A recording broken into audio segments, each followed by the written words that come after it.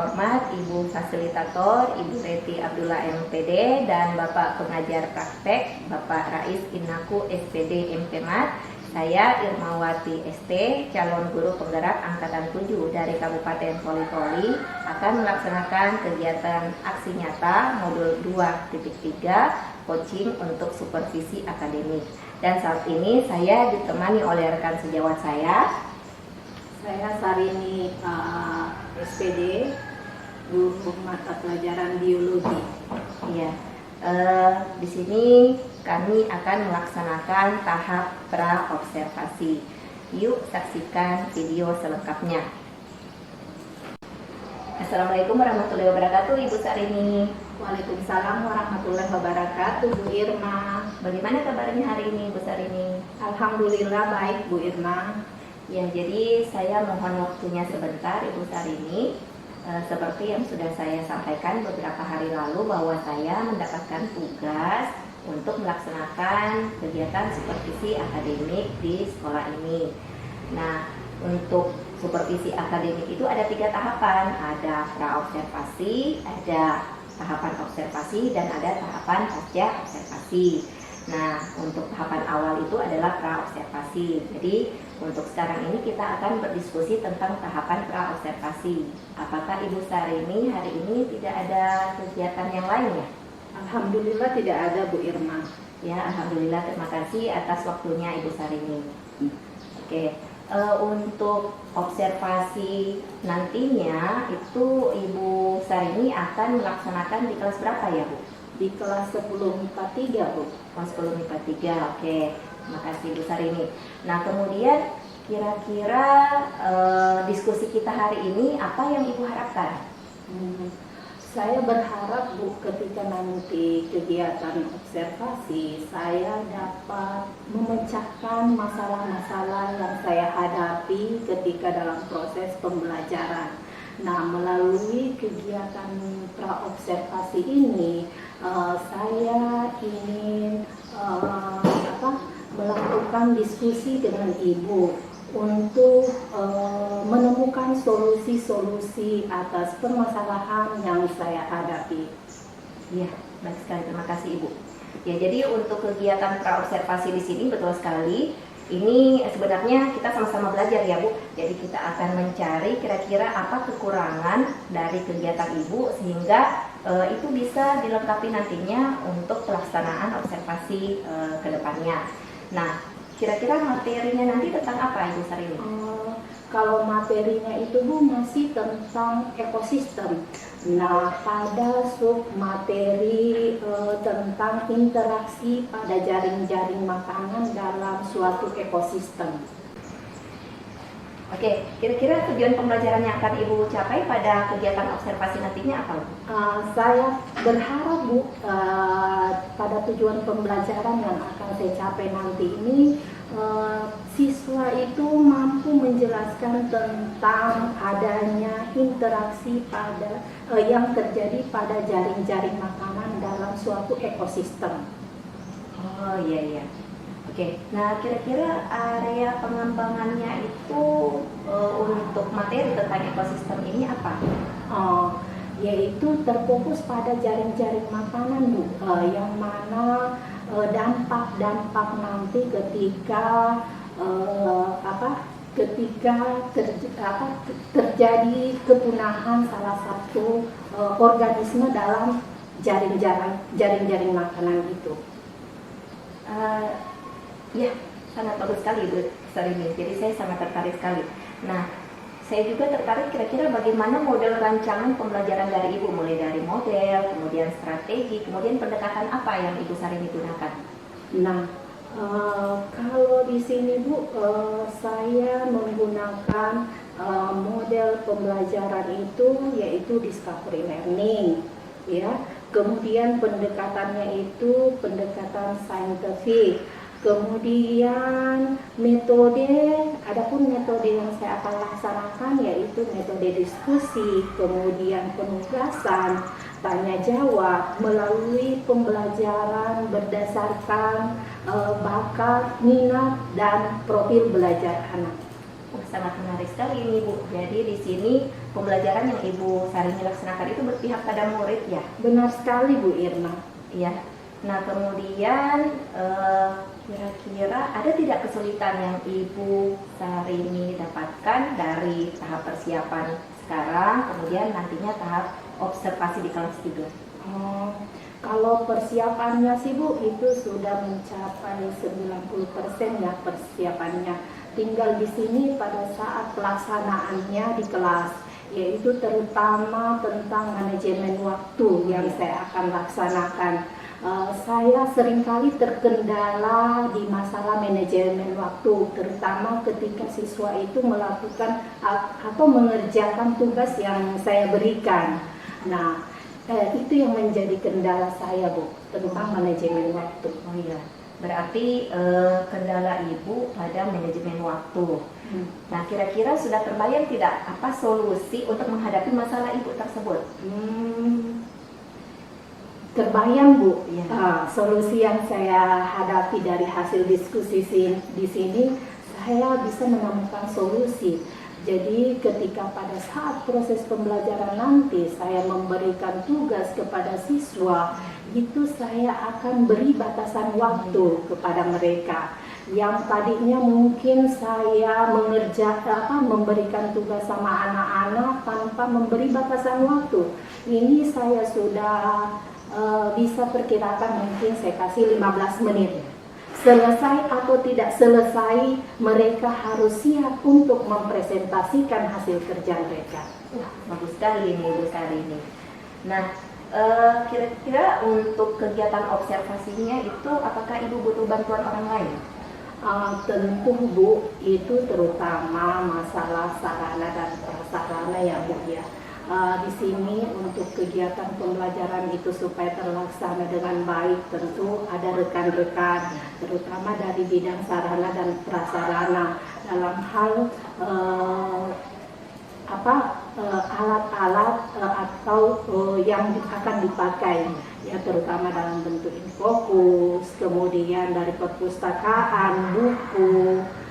Jadi itu, dan siswa itu sendiri ya, siswa itu sendiri tentunya saya meminta mereka untuk membawa HP Bu, untuk mengaktifkan, mengkondisikan kembali ini pembelajaran.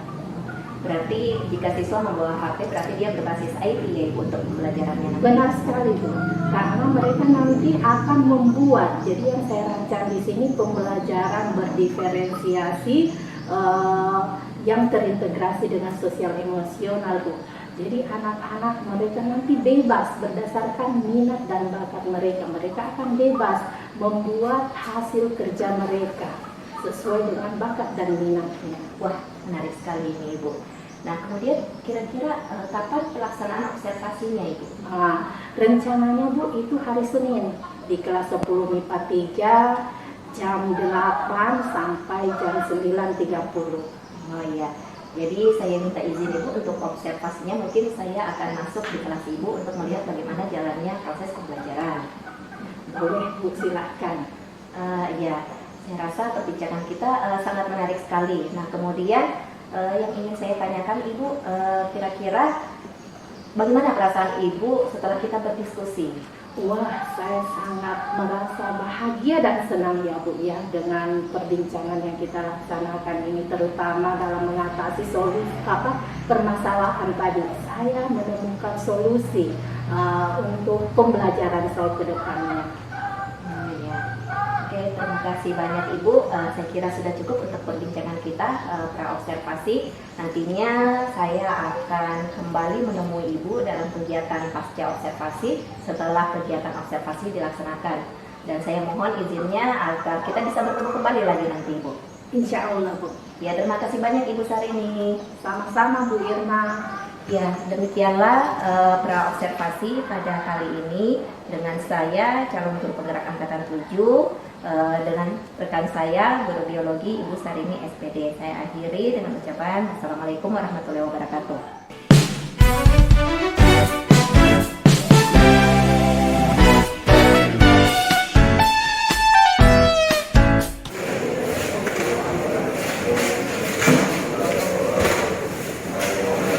Sesuatu ini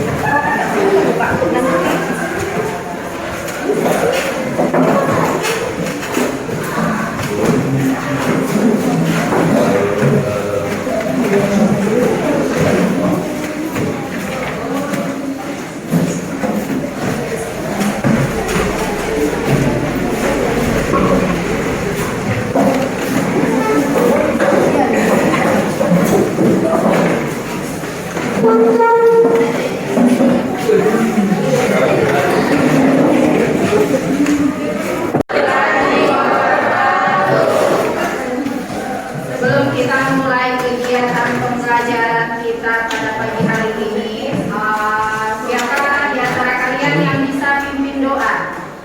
Saya. Silakan doa. Ayo teman-teman, sebelum kita belajar kita berdoa menurut agama dan keyakinan masing-masing. Berdoa dimulai.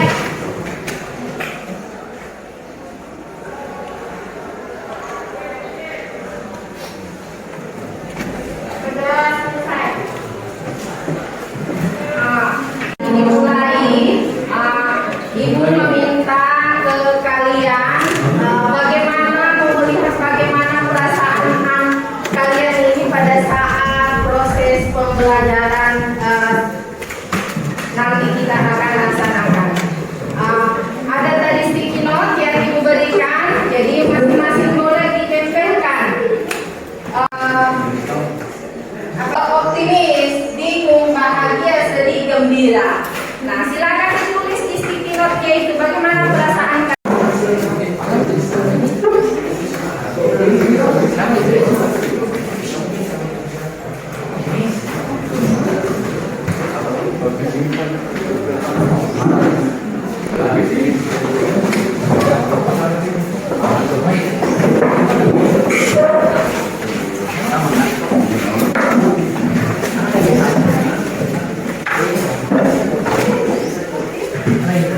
dan emosinya di sini yang paling banyak di sini adalah bahagia.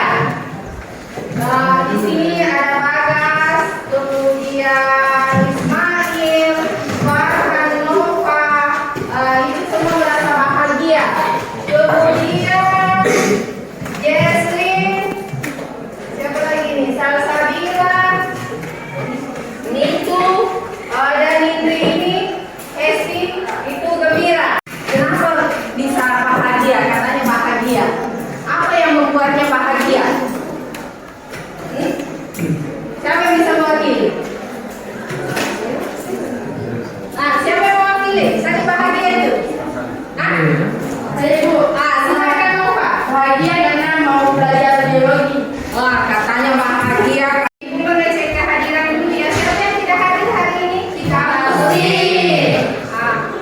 Kemudian siapa lagi? Selain itu hanya tiga saja. Oke. Saya minta misalnya SPD yang sudah mempersilakan kelompok 1 untuk mempresentasi materi hari ini. Dan tak lupa juga saya berterima kasih kepada teman-teman yang telah meluangkan waktunya untuk hadir pada pagi hari ini. Pak. Saya selaku moderator perwakilan dari kelompok 1 yang akan mempresentasikan Memori hampir habis. materi kami tentang ekosistem. Adapun latar belakang dari materi hari ini,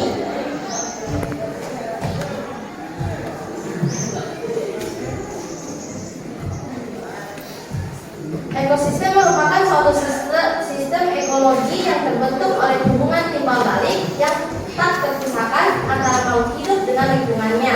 Ekosistem sebagai suatu tatanan kesatuan yang secara utuh dan menyeluruh antara segenap unsur lingkungan hidup dan saling mempengaruhi. Ekosistem melibatkan interaksi timbal balik antara organisme dan lingkungan fisik sehingga aliran energinya menuju pada suatu struktur biotik tertentu dan terjadi siklus materi antara organisme dan anorganisme. Matahari sebagai sumber daya semua energi dalam ekosistem. Organisme pada komunitas berkembang bersama-sama dengan lingkungan fisik sebagai suatu sistem. Selanjutnya, Di sini ada gambar atau lampiran sudah dari makanan yang akan kami bahas pada hari ini. Adapun rumusan masalah atau soal-soal yang akan kami bahas pada pagi hari ini, pertama, dari manakah padi dan pohon memperoleh energi dan materi? Kedua, apa yang terjadi jika salah satu komponen dari rantai tersebut tidak ada? Pertanyaan terakhir, jelaskan simbiosis mutualisme, simbiosis parasitisme, dan simbiosis komensalisme yang dapat terjadi antara makhluk hidup dalam jaring-jaring makanan yang sudah kami perlihatkan kepada teman-teman sebelumnya. Adapun pembahasan pertama, saya persilakan dari kami Hesti untuk membahas. Oke, baik, saya akan menjawab pembahasan bagian A, yaitu dari manakah padi dan pohon memperoleh energi dan materi. Padi dan pohon memperoleh energi dan materinya melalui fotosintesis. Fotosintesis adalah proses pembentukan karbohidrat dan oksigen dari air. Jangan di situ, Nova. Dengan bantuan cahaya dan klorofil. Saya mempersilakan teman saya mengambil materi, yaitu maaf, yaitu Kenny. Silakan. Oke, selanjutnya saya akan membaca di rumusan masalah yang kedua, yaitu apa yang terjadi jika salah satu komponen dalam rantai makanan yang tadi sudah dipaparkan tersebut tidak ada. Dan bahasanya adalah yang terjadi jika satu dari rantai makanan mendadak hilang atau punah adalah keseimbangan ekosistem tersebut akan terganggu. Contohnya, apabila ular di sawah punah, maka populasi tikus akan meningkat. Akibatnya, tikus tersebut akan merusak tanaman padi di sawah dan para petani akan mengalami kerugian. Kemudian materi selanjutnya akan dibacakan oleh Desi. Baiklah, saya akan mengajarkan materi yang C, yaitu jelaskan simbiosis mutualisme, simbiosis parasitisme, dan simbiosis komensalisme yang dapat terjadi antara makhluk hidup dalam jaring-jaring makanan tersebut. Simbiosis mutualisme adalah hubungan antara dua. Bagaimana simbiosis mutualisme terjadi? Simbiosis mutualisme merupakan interaksi antara dua organisme, baik sejenis atau berbeda jenis. Dalam arti luas, interaksi antara manusia dengan alam juga dapat dikategorikan sebagai. Assalamualaikum warahmatullahi wabarakatuh dan selamat pagi. Perkenalkan, nama saya Nurhana. Saya adalah salah satu perwakilan dari kelompok visual. Nah, di sini saya dan teman-teman saya akan mempresentasikan tentang simbiosis. Sebelum kita lanjut, apakah teman-teman masih semangat untuk mendengarkan presentasi dari kami? Semangat! Saya akan memberikan pembahasan materi kepada adik-adik kita hari ini.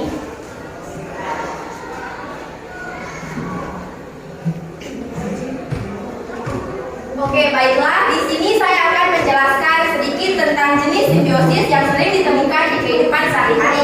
Ketiga simbiosis tersebut adalah simbiosis mutualisme, simbiosis komensalisme, dan juga simbiosis parasitisme. Yang pertama, simbiosis mutualisme. Simbiosis mutualisme adalah hubungan antara dua organisme yang berbeda jenis namun saling menguntungkan satu sama lain. Hubungan ini sangat positif karena kedua belah pihak diuntungkan. Sebagai contoh adalah kupu-kupu dan bunga. Kupu-kupu mengisap nektar yang terdapat pada bunga, sedangkan timbal baliknya adalah kupu-kupu mendapat bantuan dari gerakan kupu-kupu untuk penyerbukan. Yang kedua, simbiosis komensalisme. Simbiosis komensalisme adalah interaksi antara dua makhluk hidup yang diuntungkan salah satu organisme, sementara organisme lain tidak dirugikan dan tidak diuntungkan atau netral. Simbiosis komensalisme contohnya terjadi pada ikan remora dan ikan hiu. Setelah ikan hiu makan, biasanya sisa-sisa makanan akan dijatuhkan. Di saat sisa-sisa makanan jatuh, ikan-ikan remora bakal menempel dengan ikan hiu untuk mengambil sisa makanan dari hiu.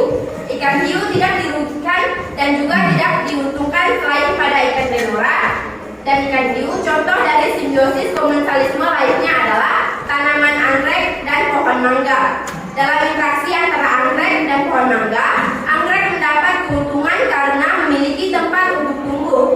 mendapatkan sinar matahari, air, serta zat-zat untuk melakukan proses fotosintesis dengan menempel pada pohon mangga, sementara pohon mangga tidak dirugikan dalam hal apapun. Yang ketiga adalah simbiosis parasitisme. Simbiosis parasitisme adalah keterbalikan dari simbiosis mutualisme. Simbiosis parasitisme merupakan kondisi ketergantungan yang terjadi ketika pihak yang satu mendapat keuntungan namun merugikan pihak lainnya. Contohnya adalah hubungan yang merupakan simbiosis parasitisme terjadi pada nyamuk dan manusia. Nyamuk mendapat keuntungan dengan menghisap darah dari manusia, sedangkan manusia dirugikan karena dapat terjangkit penyakit berbahaya. Selain nyamuk dan manusia, simbiosis parasitisme juga terjadi pada lalat dengan buah. Lalat mendapat makanan dari buah sekaligus bisa berkembang biak di buah. Buah yang tinggal di lalat merugi karena akan membusuk. Baiklah, pembahasan selanjutnya akan dibacakan oleh rekan saya. Terima kasih untuk Mika kita hari ini telah membacakan pembahasan lebih lanjut tentang simbiosis. Nah, di sini saya akan membacakan pertanyaan tentang yang pertama itu, jelaskan simbiosis mutualisme, simbiosis parasitisme, dan kompetisi yang dapat terjadi antara makhluk hidup dalam dari makanan tersebut. Nah, pertanyaan yang kedua yaitu adalah diskusikanlah bersama temanmu. Nah, di sini kami sudah mendiskusikan tentang pertanyaan yang bagian nomor 2. Yang pertama itu bagian A, dari manakah pohon padi satu dan pohon buah memperoleh energi dan materi. Dan bagian B, apa yang akan terjadi jika salah satu komponen dalam rantai tersebut tidak ada. Di sini saya akan memberikan kesempatan untuk menjawab kepada teman-teman saya. Dipersilakan. Oke, baik, saya akan menjawab pertanyaan nomor 1. Jelaskan simbiosis mutualisme. Mutualisme adalah hubungan antara dua jenis makhluk hidup yang berbeda dan saling menguntungkan. Simbiosis parasitisme adalah hubungan antara dua jenis makhluk hidup di mana yang satu mendapat keuntungan sedangkan yang satunya lagi dirugikan. Bunga kembang sepatu sebagai produsen, kupu-kupu sebagai konsumen. Tingkat 1, burung gelatin sebagai konsumen tingkat 2, ular sebagai konsumen tingkat 3, dan elang sebagai konsumen tingkat 4. Terima kasih. Terima kasih kepada rekan saya yang bernama Aditya yang telah menjawab pertanyaan nomor 1. Nah, kali ini kami akan melanjutkan pertanyaan ke nomor 2 yang bagian A yang akan dibacakan oleh rekan saya lagi. Diberi kesempatan untuk rekan saya atas nama Ismail untuk membacakan pertanyaan nomor 2 bagian A. Baik, saya akan menjawab pertanyaan nomor 2 bagian A. Energi yang diperoleh dari setiap organisme berasal dari makanan yang dikonsumsinya, kecuali padi yang memperoleh energi dari fotosintesis. Pada peristiwa rantai makanan terdapat aliran energi. Aliran energi merupakan suatu proses perpindahan energi dari suatu organisme ke organisme lainnya. Pemindahan ini dimulai dari cahaya matahari ke produsen, ke konsumen primer herbivora, ke konsumen tingkat tinggi karnivora, sampai ke pengurai. Jadi memperoleh energi dan matahari dari air dan cahaya matahari. Oke, sekian dari saya. Terima kasih untuk saudara saya Ismail yang telah membantu menjawab bagian A, dan kali ini saya akan memberikan kesempatan lagi untuk teman saya atas nama Farhan untuk menjawab bagian B. Saya akan menjawab dari pertanyaan bagian B. Komponen biotik adalah semua makhluk hidup yang ada di lingkungan. Komponen biotik meliputi manusia, hewan, dan tumbuhan. Berdasarkan peran dan fungsinya, makhluk hidup dikelompokkan menjadi 3 kelompok, yaitu produsen, konsumen, dan pengurai. Komponen biotik tersebut saling berinteraksi dan membentuk rantai makanan. Rantai makanan adalah proses perpindahan energi melalui peristiwa makan dan dimakan. Apabila ada satu komponen biotik yang terganggu, maka dapat mengganggu rantai makanan yang terdapat pada ekosistem tersebut. Jadi apabila salah satu komponen dalam rantai makanan tidak ada, maka akan mengganggu kestabilan ekosistem. Nah, terima kasih untuk saudara saya Farhan yang telah membantu kami untuk menjawab semua pertanyaan Kali ini saya akan membuat sesi tanya jawab. Siapa tahu ada teman-teman di sini yang belum memahami materi kami yang telah kami presentasikan tadi. Mungkin ada dari perwakilan kelompok untuk mempertanyakan pertanyaan.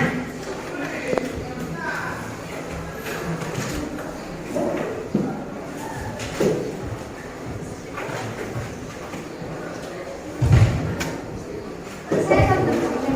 Jadi, air itu kan juga adalah suatu ekosistem. Bagaimana sih jadinya ekosistem pada air jika suatu air tersebut sudah tercemar oleh sampah?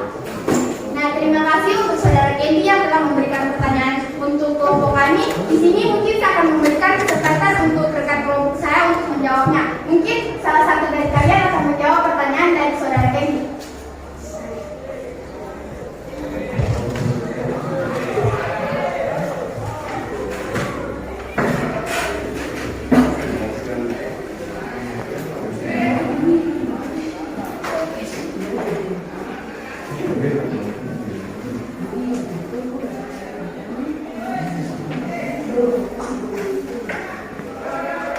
Baiklah, di sini saya akan menjawab pertanyaan dari kelompok 1. Sungai yang tercemar akan mengakibatkan siklus air bisa mengalami gangguan. Air sungai yang kotor akan mengalir ke laut dan mencemari seluruh biodata yang berada di dalamnya.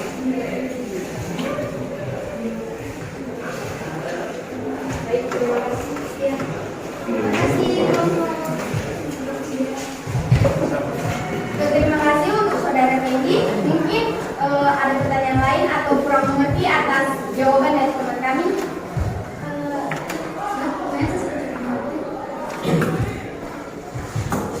Untuk kelompok lain mungkin memberikan pertanyaan.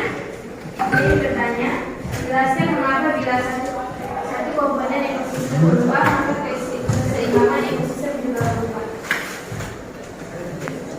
Terima kasih untuk kelompok 1 yang telah memberikan pertanyaan. Bisa mulai dibuat pertanyaan. Jelaskan mengapa bila satu komponen ekosistem berubah maka keseimbangan ekosistem juga berubah.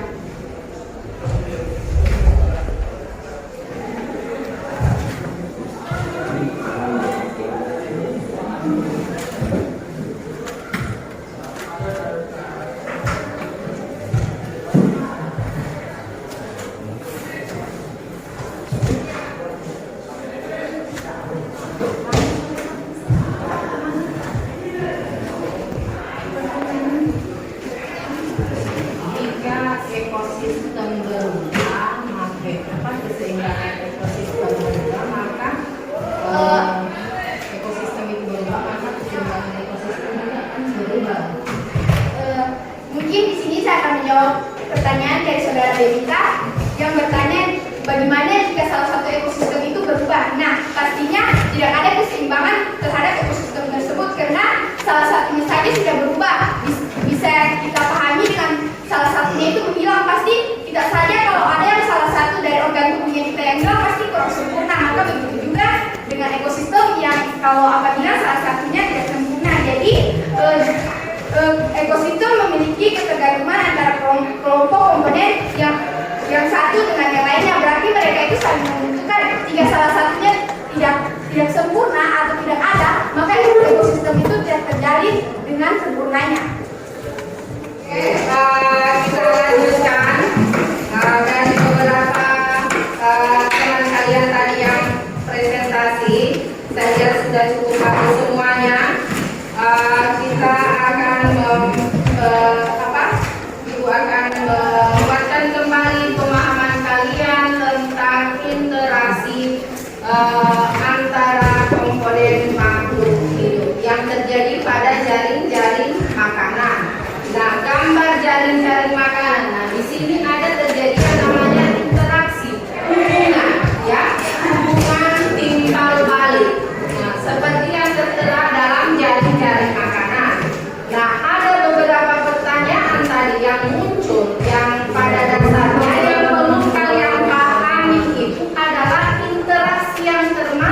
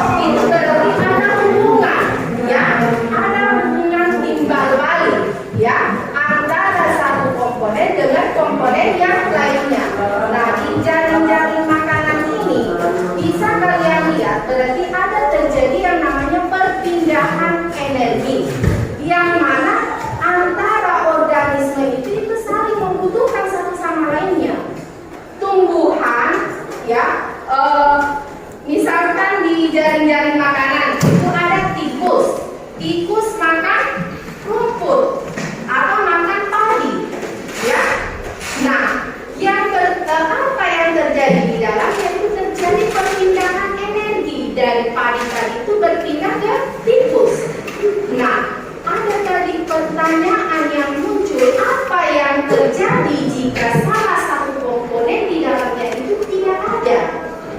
Ya, ada yang jelaskan, sudah dijelaskan tadi. Jika salah satu komponen yang di dalam ekosistem itu tidak ada, maka terjadi yang namanya ketidakseimbangan ekosistem. Misalkan tadi sudah kalian jelaskan juga bahwa jika ular itu punah, karena kan banyak kan yang membasmi ular ya, karena kenapa? Khawatirnya menyerang manusia. Padahal sesungguhnya ular itu sangat berperan penting dalam ekosistem. Tidak boleh kita babat habis. Perannya apa tadi? Itu memakan tikus. Nah, kalau populasi ular diberantas habis, maka tikus itu akan merajalela. Siapa yang dirugikan? Manusia sendiri. Ya, otomatis kalau di daerah persawahan, di ekosistem sawah, yang rugi itu adalah petani sawah karena dibabat habis itu padinya. Ya, jadi setiap organisme dalam satu ekosistem itu memiliki peran masing-masing. Jadi olehnya setelah kalian mempelajari tentang interaksi ya yang terjadi dalam makhluk hidup ini, kalian bisa memahami dan lebih cenderung menjaga ekosistem yang ada. Ya, misalnya kalau ada orang tuanya di sini yang berperan sebagai petani, petaninya itu setiap tahun buka lahan, ya, otomatis membabat hutan, ya. Kalau dibabat hutannya, apa yang terjadi kalau dibabat hutan? Nah, selain tanah longsor, hewan-hewan yang ada di hutan itu akan masuk ke pemukiman. Karena kenapa? Sumber makanan yang ada di hutan itu sudah tidak ada lagi. Nah, yang diganggu siapa? Manusia lagi yang diganggu. Ya. Jadi makanya petani dengan lahan berpindah itu dilarang. Ya. Karena demikian mengganggu yang namanya ekosistem. Nah, ada juga tadi yang tertarik saya pertanyaan tentang bagaimana kalau ekosistem air itu kan merupakan suatu ekosistem. Ya. Kenapa air kalau terganggu? Di air itu kan ada biota-biota yang ada di dalamnya. Ya. Ada ekosistem di situ, ada hubungan timbal balik antara organisme dengan lingkungannya, ada hewan-hewan air. Ya, jika kalian mencuci di sungai, apa yang terjadi? Deterjen itu kan bersifat racun bagi organisme lain. Ya, bisa jadi lumut-lumut yang merupakan makanan daripada hewan-hewan plankton,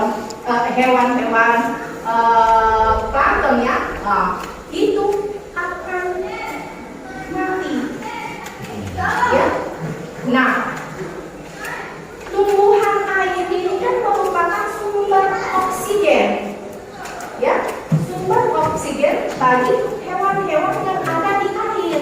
Kalau itu mati, otomatis ekosistem yang ada di air itu akan terganggu. Dulu kan, kalau dulu masih banyak kan kita temukan di perairan parit-parit masih banyak ikan-ikan apa ya. Jadi olehnya itu perlu kita menjaga yang namanya ekosistem. Ini jadi jaring-jaring makanan tadi. Nah, berdasarkan gambar tadi, saya kira sudah betul semua jawabannya. Dari manakah sumber energi? Padi ya, padi dan pohon. Tentu berasal dari cahaya matahari.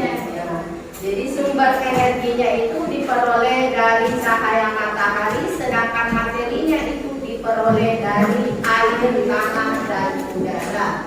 Kemudian rantai makanan yang terbentuk dari jaring-jaring makanan tadi. Jadi kembang sepatu dimakan oleh belalang, belalang dimakan oleh katak, katak dimakan oleh ular, dan ular dimakan oleh burung elang. Ya, saya kira saya lihat juga sudah tepat semua. Nah, apa yang terjadi jika salah satu komponen rantai makanan itu tidak ada? Terjadi yang namanya ketidakseimbangan, ya, rantai makanan. Kemudian simbiosis, ya, ada 3 simbiosis. Jadi interaksi tadi yang terjadi itu ada 3. Simbiosis mutualisme, ya, yaitu merupakan simbiosis yang hubungan yang saling menguntungkan antara satu makhluk hidup dengan makhluk hidup lainnya. Jadi tadi sudah banyak dijelaskan apa contohnya, kupu-kupu dengan bunga. Kemudian apa lagi? Ikan hiu dengan ikan ruang merah, ya. Nah, kemudian burung jalak dengan kerbau, ya, karena memakan kukunya, ya.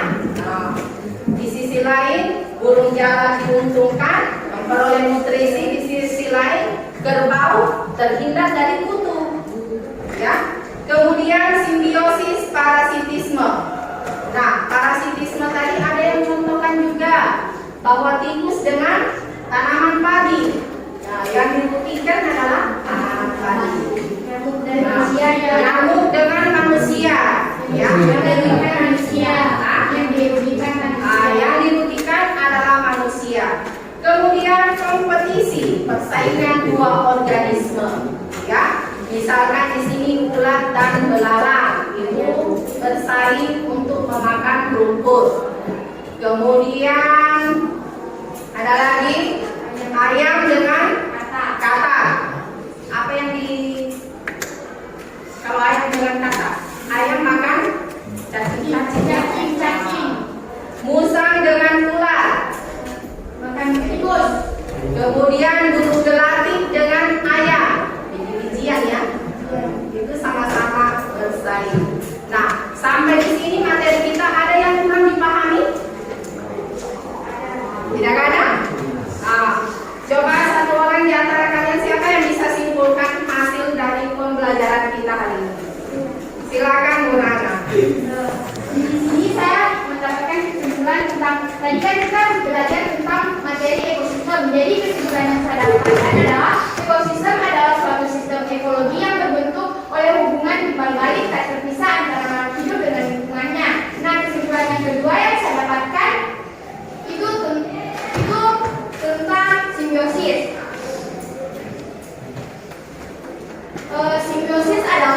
Simbiosis adalah interaksi antara 2 organisme yang hidup berdampingan. Bisa dibilang simbiosis merupakan pola interaksi yang sangat erat dan khusus antara 2 makhluk hidup yang berlainan jenis. Makhluk hidup yang melakukan simbiosis disebut simbiosis satu. Mungkin hanya itu kesimpulan yang saya dapatkan dari materi tadi. Jadi bagus sekali. Ada lagi yang mau tambahkan? Silakan, Saudara Sabila. Kesimpulan dari saya dan mewakili kelompok saya, ekosistem merupakan hubungan timbal balik yang kompleks, di mana antara makhluk hidup dengan lingkungannya, baik yang hidup maupun tidak hidup seperti tanah, air, udara, atau dunia fisik, yang secara bersama-sama membentuk suatu sistem ekologi. Ada lagi? Silakan. Yang saya simpulkan dari pembelajaran kita hari ini adalah bagaimana pentingnya kita menjaga suatu ekosistem tersebut agar lingkungan kita tetap aman. Kayak yang tadi Ibu katakan, tidak boleh petani itu berpindah-pindah dalam memilih lahan tani karena akan merusak ekosistem yang ada di dalamnya. Kemudian hewan-hewan tersebut menyerang perkampungan. Setelah menyerang perkampungan, merugikan manusia, maka manusia akan menyerahkan hewan tersebut. Padahal sebenarnya yang terjadi adalah semua itu kesalahan dari manusia itu sendiri. Oke, terima kasih. Jadi bagus sekali apa yang kalian sampaikan, bahwa dari proses pembelajaran ini tentang ekosistem, sejauhnya kalian bisa memahami apa peran ekosistem itu sendiri. Tentu untuk kita sendiri, ya, untuk makhluk hidup itu sendiri, dan bagaimana interaksinya, ya. Jadi interaksi yang terjadi antara komponen dalam jaring-jaring makanan seperti yang ditampilkan tadi. Jadi ada interaksi, hubungan timbal balik. Apa interaksinya? Yaitu berupa ada hubungan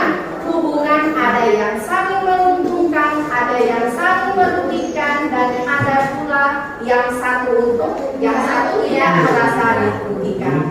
Jadi hubungan simbiosis, mutualisme, komensalisme, dan parasitisme. Jadi diharapkan setelah mempelajari materi ini kalian lebih menjaga ekosistem, terutama yang ada di sekitar kalian sendiri, ya, untuk keamanan kalian sendiri juga. Jadi demikian materi kita hari ini. Sebelum saya akhiri, silakan bukunya ditutup kembali.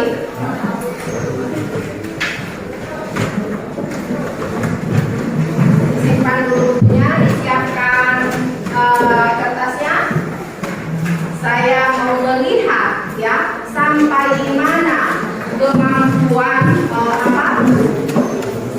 di sini Ibu akan melihat bagaimana proses pembelajaran kalian, bagaimana kualitas pembelajaran yang kita laksanakan hari ini.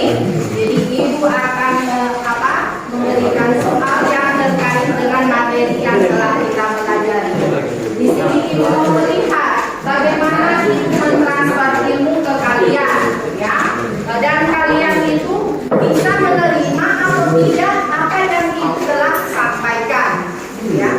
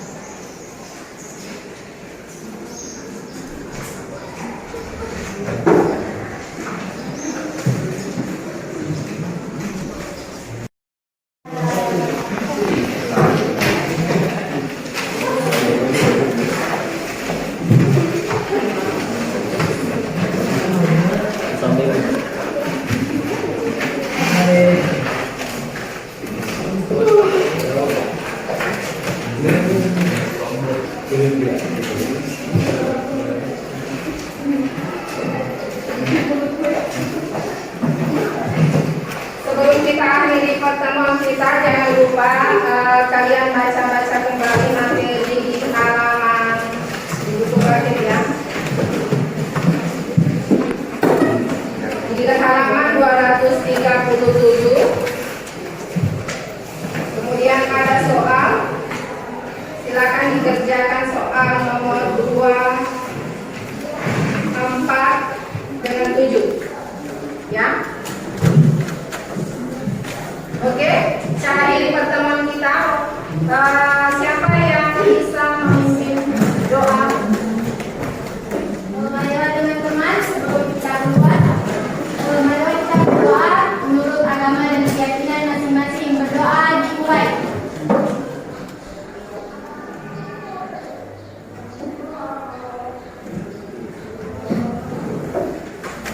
Doa selesai.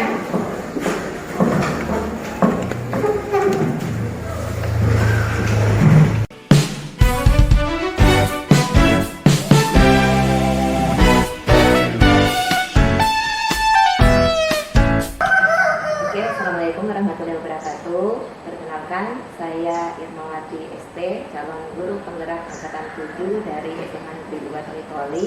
Nah, pada kesempatan kali ini saya akan melaksanakan kegiatan supervisi akademik pada tahap pasca observasi. Dan di sini saya ditemani oleh rekan sejawat saya, yaitu perkenalkan, nama saya Sarini SPD. Saya mengajar mata pelajaran biologi sekaligus wali kelas 10 MIPA 3. Dan sekarang kami kedatangan tamu spesial, yaitu Bapak pengajar praktek, Bapak Rais Inaku, SPD, MPMAT. Selamat datang di sekolah kami, Pak. Jadi sekarang kami akan melaksanakan kegiatan pasca observasi. Assalamualaikum warahmatullahi wabarakatuh, Ibu Sarini. Waalaikumsalam warahmatullahi wabarakatuh, Bu Irma. Bagaimana kabar Ibu Sarini hari ini? Alhamdulillah sehat, Bu. Alhamdulillah. Nah, seperti yang sudah direncanakan sebelumnya, bahwa tahapan untuk supervisi akademik itu ada 3 ya, Bu. Jadi yang pertama adalah tahapan pra-observasi yang sudah kita laksanakan beberapa waktu sebelumnya. Kemudian tahapan observasi di mana saya masuk di dalam kelas yang Ibu ajar. Lalu yang ketiga ini adalah tahapan terakhir, yaitu tahapan pasca observasi. Nah, untuk tahapan pasca observasi di sini kita kedatangan pengajar praktek saya, pengajar praktek dari Kabupaten Pori yang akan mengamati ya jalannya kegiatan pasca observasi pada hari ini. Apakah Ibu Sarini siap untuk berdiskusi tentang kegiatan pembelajaran Ibu di dalam kelas pada beberapa waktu lalu? Alhamdulillah siap, Bu. Kebetulan hari ini juga saya tidak mengajar, tidak ada kegiatan. Alhamdulillah, terima kasih Ibu Sarini atas waktunya. Nah, sekarang saya ingin menanyakan kira-kira apa sih harapan Ibu Sarini dari pertemuan pasca observasi kita pada hari ini? Jadi tentunya, Bu, ketika proses pembelajaran yang kita sudah amati, saya memiliki harapan bahwa solusi atas permasalahan kekhawatiran saya, kemudian permasalahan-permasalahan saya yang saya hadapi itu sudah bisa menemukan solusi, kemudian saya sudah menerapkannya dan alhamdulillah bisa berjalan dengan lancar. Alhamdulillah. Berarti apa yang menjadi tujuan Ibu dan tujuan saya itu sama ya, Ibu. Jadi di sini saya tidak merasa mengajarkan, tapi kita sama-sama belajar, Ibu, untuk menggali potensi dan kompetensi kita dalam kegiatan pembelajaran di dalam kelas. Oke, baik Ibu Sarini.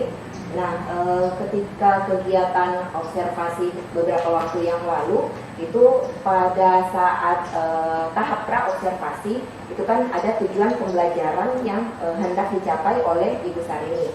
Nah, yang ingin saya tanyakan, apakah tujuan pembelajaran tersebut ketika Ibu Sarini melaksanakan tahapan observasi itu sudah tercapai? Alhamdulillah sudah tercapai tujuan pembelajaran yang saya capai. Hanya saja ada sedikit hambatan, terutama masih terdapat beberapa siswa yang kurang perhatian, kurang perhatian dalam proses pembelajarannya. Untuk kegiatan yang lain-lainnya itu sudah sesuai dengan rancangan pembelajaran yang saya laksanakan. Kemarin kan saya hanya berpikir bahwa bagaimana waktu mengefisienkan waktu, pembelajaran saya sesuai dengan waktu yang saya sudah tentukan. Nah, memang itu sudah terlaksana. Tinggal ada beberapa siswa yang masih ada kendala di sini. Nah, disitulah saya mengalami hambatan sedikit. Berarti tujuan pembelajaran yang hendak Ibu Sarini capai itu sudah terlaksana. Alhamdulillah, bagus sekali, Ibu.